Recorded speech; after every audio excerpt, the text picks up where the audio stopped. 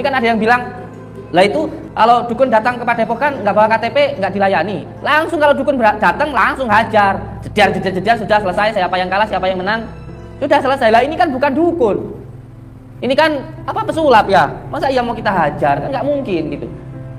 Kalau mau berantem secara keilmuan pakai ilmu santet, oke, nggak ada pidananya. Lah ini orang masa iya langsung datang disamakan kayak dukun langsung ditantang berantem masuk penjara kita. Namanya kita terprovokasi.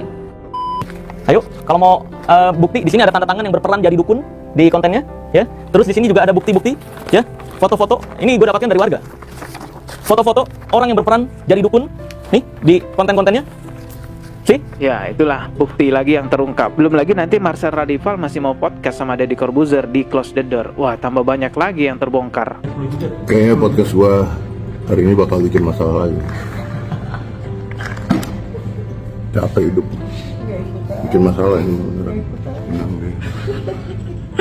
Teman-teman, kali ini saya mau mereaction lagi video yang masih seputar tentang Pak Samsudin. Saya akan terus-terusan mereaction video seputar Pak Samsudin ini ya. Karena ini bukan persoalan settingan saja teman-teman ya. Ini berkaitan masalah akidah, ini berkaitan masalah agama yang harus kita luruskan bersama. Jadi ketika ada orang yang membuat video settingan bawa-bawa agama ya, apalagi videonya itu tentang pengobatan ruqyah ya, ini pakai trik sulap lagi. Nah, ini bahaya sekali. Bisa menjadi pemahaman yang salah di masyarakat. Kalau Pak Samsudin misalnya bertaubat kepada Allah Subhanahu wa taala ya, meminta maaf kepada Allah dan meminta maaf kepada publik semua, mengakui bahwa kontennya adalah settingan, pengobatan transfer penyakit ke kelapa adalah settingan, saya akan berhenti membahasnya karena udah bertaubat. Tapi kalau dia tetap ngeyel ya, memberikan pemahaman ke publik bahwa transfer penyakit ke kelapa itu adalah real, batu merah delima yang dia punya adalah real, batu getar juga, keris petir, selama itu pula kita juga harus mengedukasi masyarakat agar terbebaskan dari pembodohan.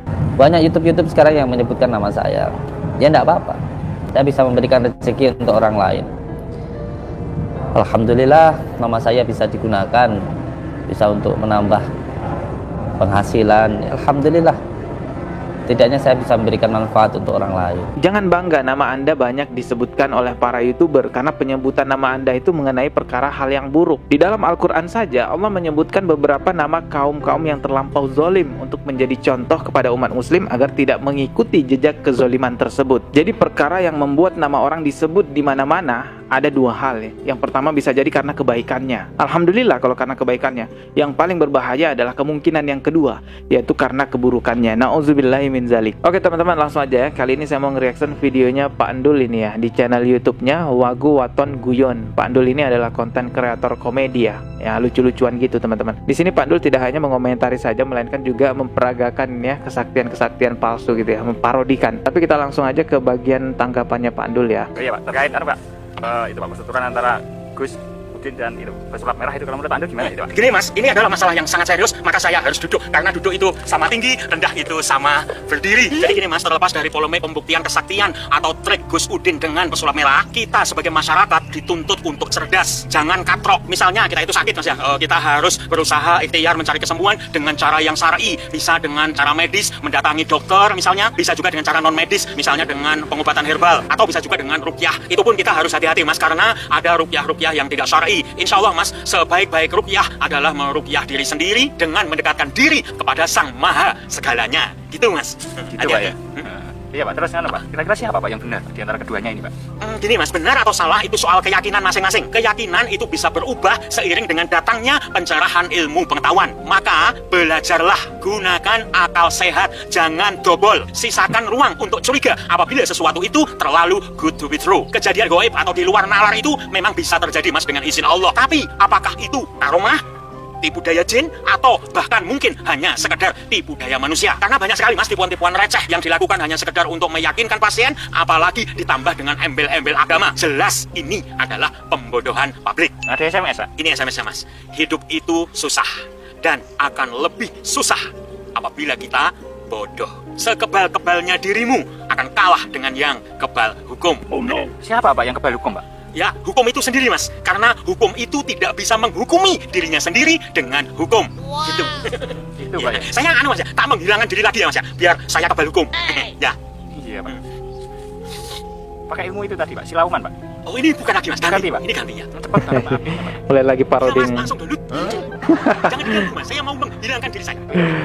Pak, iya belum Pak. Waduh, ya ini bagian ini saya nggak mau tampilin. Ada poin yang menarik sekali yang disampaikan oleh Pak Andul. Coba simak dulu video berikut ini.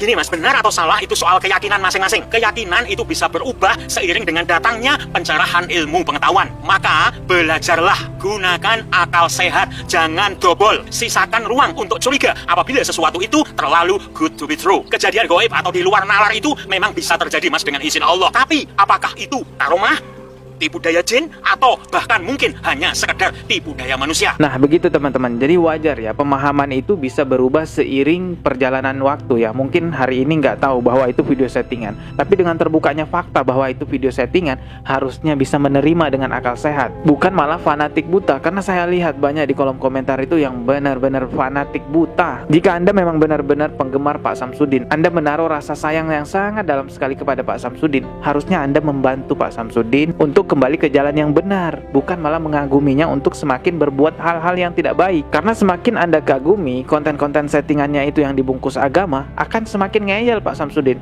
Kalau cuma settingan doang itu nggak masalah, akan tetapi kalau bawa-bawa agama di dalamnya, ini yang berbahaya karena berkaitan masalah akidah. Terlebih lagi ada konten pengobatan ruqyah yang ternyata ada trik sulap di dalamnya. Itu semakin dikagumi oleh penggemarnya, maka akan semakin ngeyel dia. Namun dia ngomong ke saya, dia dilema atau bingung. Soalnya apa? Kalau tidak dipakai trik seperti itu, pasiennya katanya nggak mau. Nah, ini pengakuan yang sangat mengejutkan sekali. Teman-teman dengarkan lagi ya. Kita simak baik-baik. Bingung. Soalnya apa? Kalau tidak dipakai trik seperti itu, pasiennya katanya nggak mau. Tuh, kalau nggak pakai trik, soalnya pasiennya nggak mau katanya. Ini perkataannya Mas Naja ya. Coba kita simak lagi. Itu apa-apa? Bahkan kemarin kan sempat dipertanyakan kalau Marcel Radival yang datang kok dimintain KTP, tapi kalau dukun santet yang datang kok nggak dimintain KTP, langsung dihajar begitu saja. Coba nih simak video pernyataan ngeyelnya. Ini bener-bener ngeyel banget. Ini kan ada yang bilang, lah itu kalau dukun datang ke Padepokan nggak bawa KTP nggak dilayani. Langsung kalau dukun datang langsung hajar. Jedar sudah selesai. Siapa yang kalah siapa yang menang sudah selesai. Lah ini kan bukan dukun. Ini kan apa, pesulap ya. Masa iya mau kita hajar? Kan nggak mungkin gitu.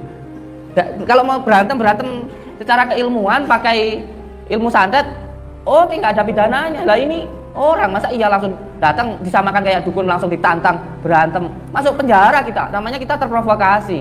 Jadi kalau Marcel Radival yang datang itu harus dimintain KTP karena Marcel Radival bukan dukun. Tapi kalau dukun asli katanya yang datang itu ya langsung dihajar aja, jedar gitu. Berarti kan dia tidak mau mengakui bahwa konten dia yang kedatangan dukun santet itu lalu bertarung dengan dukun santet di depan padepokannya. Dia tidak mau mengakui bahwa itu adalah konten settingan. Padahal sudah banyak fakta yang terungkap bahwa konten-konten dia yang bertarung dengan dukun santet itu, yang nggak bisa ditonjok gitu ya, itu adalah settingan. Coba kita simak nih videonya Marcel Radival. Ini adalah fakta baru yang terungkap. Ini adalah bukti yang gue dapatkan dari warga Blitar yang ketemu gue pada saat itu, ya. Di pertemuan yang kata dia itu rencana untuk memalukan. Padahal sumpah demi Allah Azza wa Jal, tidak ada rencana untuk memalukan atau pertemuan ya. Perencanaan nggak ada. Pertemuan itu isinya kolaborasi YouTube dan juga ini ada beberapa warga yang memberikan bukti. Nih, buktinya gue pegang semua. Nih, ayo kalau mau bukti, di sini ada tanda tangan yang berperan jadi dukun di kontennya, ya. Terus di sini juga ada bukti-bukti, ya. Foto-foto. Ini gue dapatkan dari warga. Foto-foto orang yang berperan jadi dukun, nih di konten-kontennya. See? Kalau dia mau ngomongin fakta aja, jangan pakai tuduhan-tuduhan, harus ada faktanya tuh, ya. Jadi nggak ada tuh pertemuan rencana untuk memalukan tuh nggak ada. Buktinya mana coba? Rencana apa? Memalukan dengan cara apa?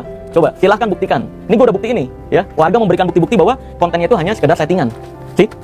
Nih, ini hasil pertemuan yang pada saat itu sebelum ke Padepokan, ya. Bukan rencana untuk memalukan, tapi gue mengumpulkan bukti apa-apa aja yang warga ketahui tentang Padepokan tersebut.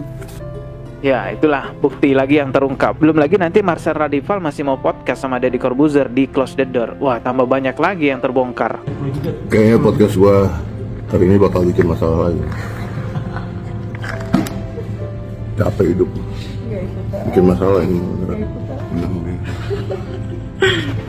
Ya, kalau sejak awal Pak Samsudin ini mau ngakui ya perbuatan-perbuatannya itu mungkin tidak sepanjang ini ya dramanya, tidak sepanjang ini persoalannya. Oke, saya sampaikan lagi ya. Saya harap Pak Samsudin mau mengakhiri ini semua dengan bertaubat kepada Allah, minta maaf kepada Allah dan minta maaf kepada publik, atau juga minta maaf kepada Marcel Radival ya, karena semuanya udah terbukti. Jangan kedepankan gengsi Pak. Terkadang memang kegengsian itu sendirilah yang menjatuhkan kesuksesan yang selama ini telah dibangun. Anda mengakui salah dan meminta maaf, wah itu luar luar biasa sekali. Bukan berarti Anda tidak boleh lagi membuat konten settingan setelah minta maaf. Boleh, tapi setelah kejadian ini harusnya buat konten settingan yang lebih baik lagi, yang tidak ada unsur pembodohan di dalamnya. Dan juga tetap boleh tentunya melakukan pengobatan lagi, tapi jangan pakai trik sulap lagi Pak, pakai ruqyah syariah aja. Kita harapkan kejadian ini juga menjadi pelajaran buat konten kreator goib lainnya, biar lebih baik lagi, dan jadi pelajaran juga buat kita sebagai penonton itu ya, yang melihat jangan mudah terpukau dengan kesaktian-kesaktian yang dipamerkan di sosial media.